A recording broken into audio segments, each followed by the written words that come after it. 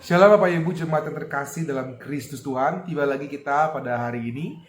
Di hari Rabu kita akan bersama bertemu dalam kebaktian rumah tangga. Di tempat kita masing-masing kita akan merenungkan firman dan kebaikan Tuhan dalam kehidupan kita.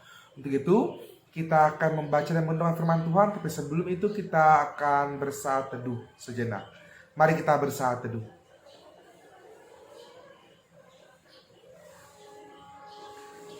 Saat teduh selesai, kita akan bersama-sama bernyanyi dari nyanyian Berhimpun Semua.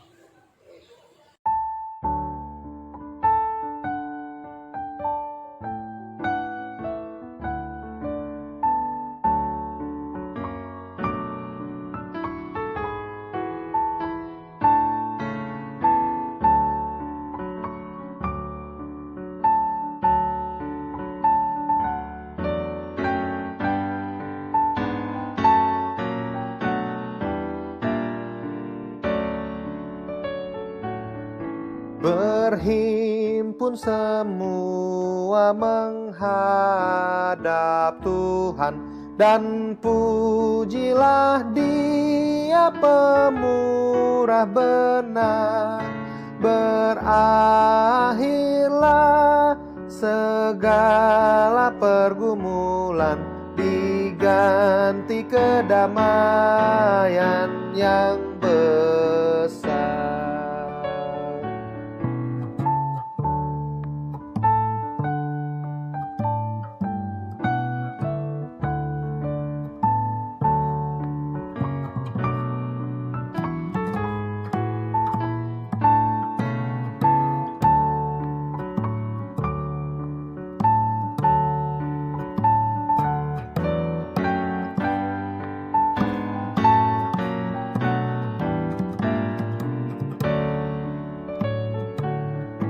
Hormati namanya serta kenangkan mujizat yang sudah dibuatnya. Hendaklah terus syukurmu kau nyatakan di jalan hidupmu seluruhnya.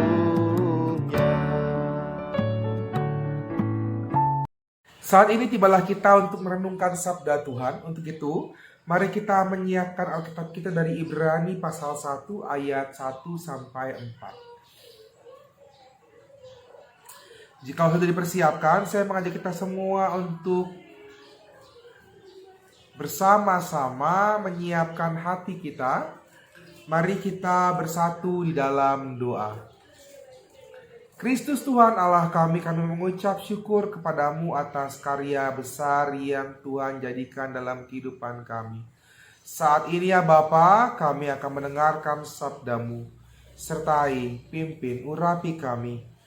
Ajarilah kami untuk semakin mengenalmu dalam kehidupan kami melalui firman Tuhan.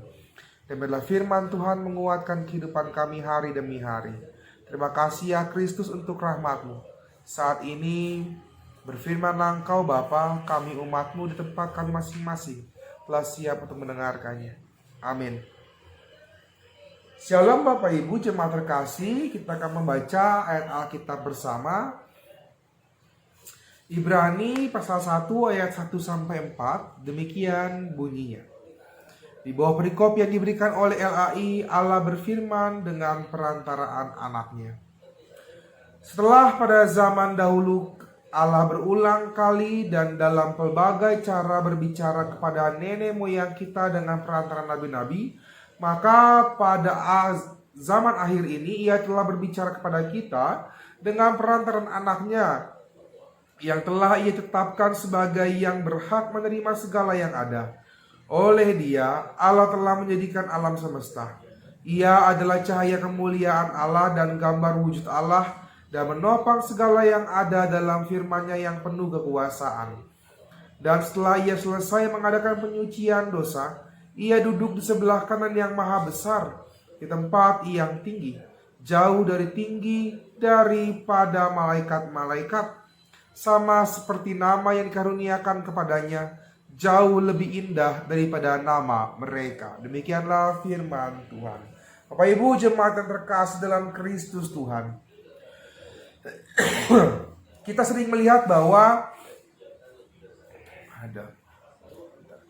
Bapak Ibu jemaat yang dikasih oleh Kristus Tuhan, seseorang yang mengikut Kristus katanya akan hidup dalam penderitaan.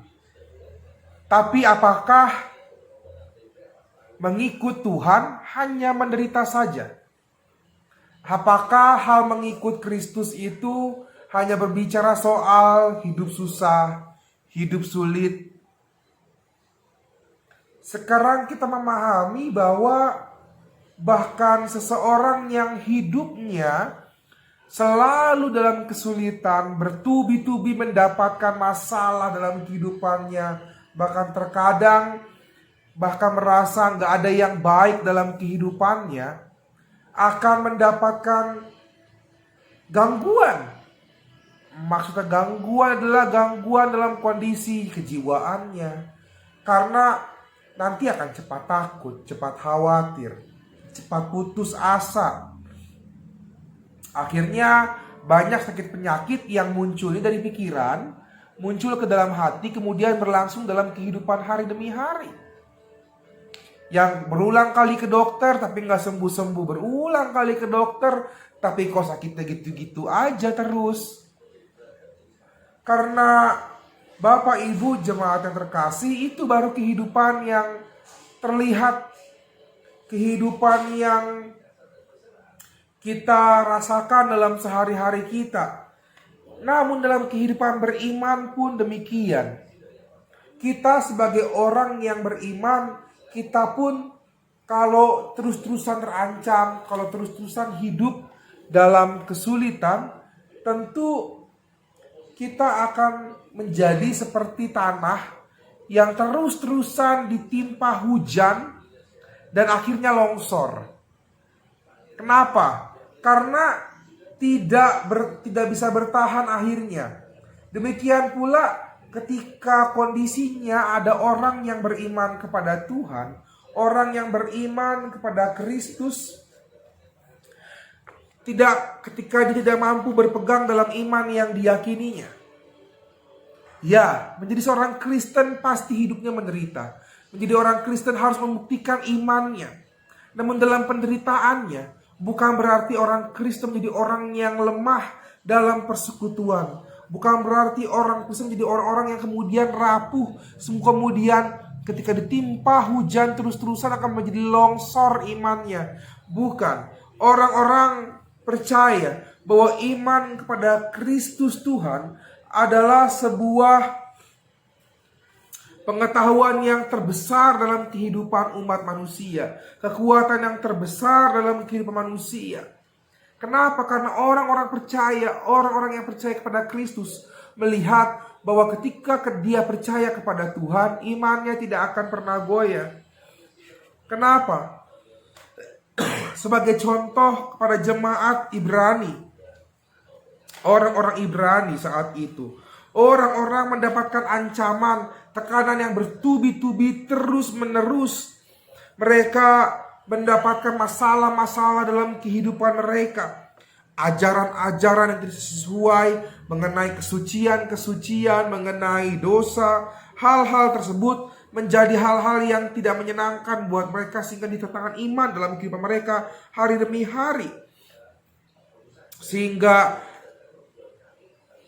umat Allah saat itu, para rasul, mengirimkan surat kepada orang-orang di Ibrani untuk terus dikuatkan melalui perantaraan pada akhir zaman akan kedatangan Tuhan kembali dalam kehidupan manusia.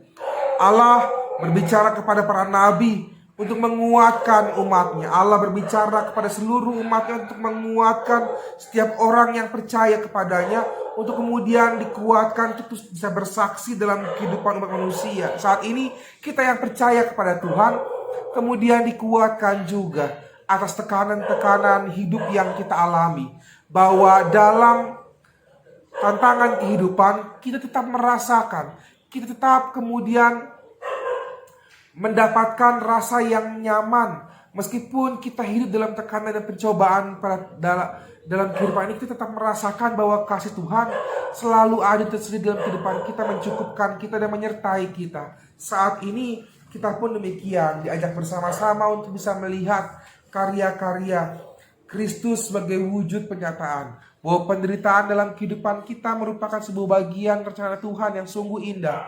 Karena itu, maukah kita menjadi bagian di dalamnya? Kita menderita, namun kita meyakini bahwa akan selalu yang indah yang mau Tuhan nyatakan dalam kehidupan kita melalui setiap penderitaan yang kita alami hari demi hari.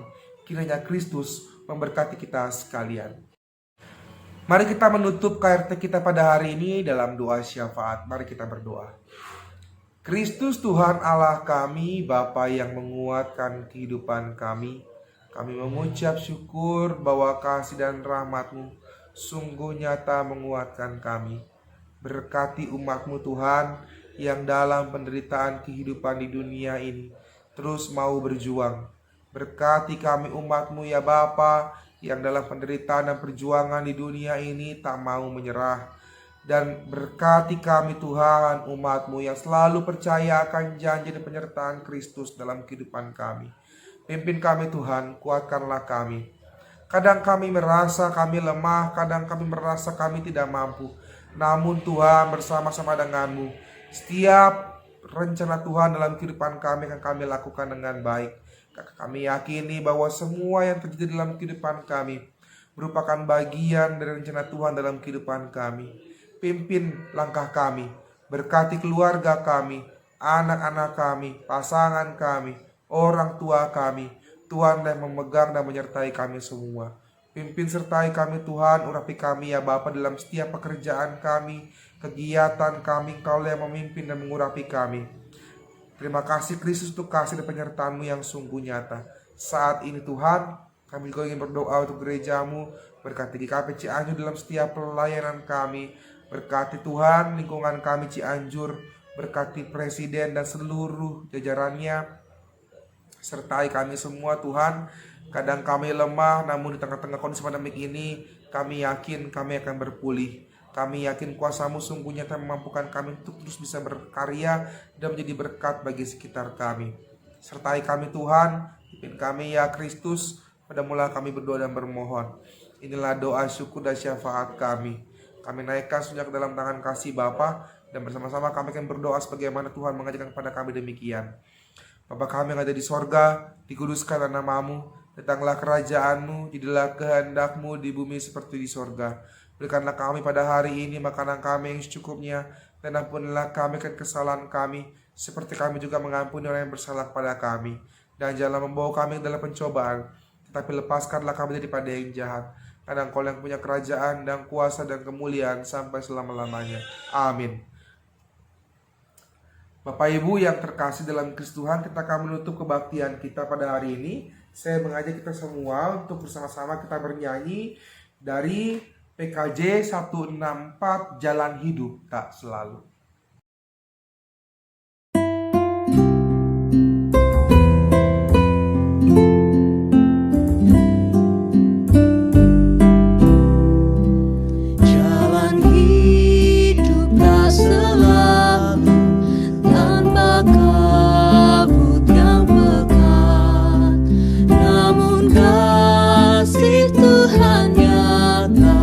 Pada waktu yang tepat.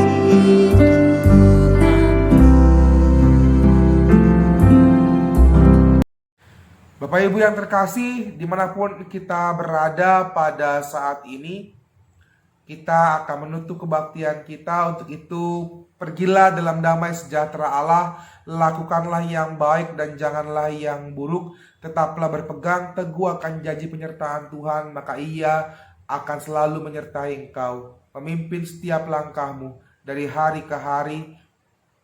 Ia akan ada bersama dengan keluargamu dan menyertai engkau dari saat ini selama-lamanya. Untuk itu, terimalah berkat dari Allah Bapa. Kiranya berkat dari Allah Bapa, Anak, dan Roh Kudus menyertai engkau dari saat ini sampai selama-lamanya. Amin. Selamat beraktivitas kembali. Tuhan menyertai kita sekalian. Amin.